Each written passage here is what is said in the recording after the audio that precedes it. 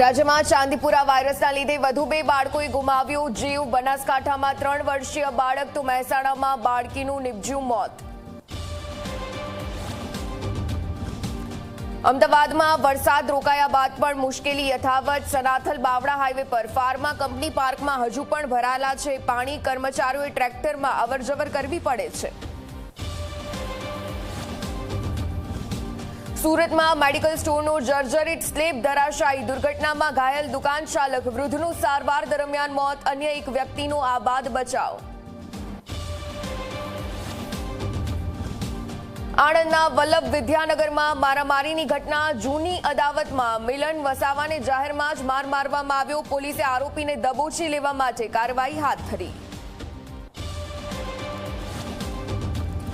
રાજ્યમાં એક જ દિવસમાં 2 લાંચિયા લાંચ લેતા ઝડપાયા। અમદાવાદમાંથી ટ્રાફિક પોલીસ તો એએસઆઈ 10,000ની તો ભાવનગરમાં। રાજ્યમાં એક જ દિવસમાં 2 લાંચિયા લાંચ લેતા ઝડપાયા। અમદાવાદમાંથી ટ્રાફિક પોલીસ તો એએસઆઈ 10,000ની તો ભાવનગરમાંથી આધાર ઓપરેટર 3,000ની લાંચ લેતા રંગે હાથ ઝડપાયો।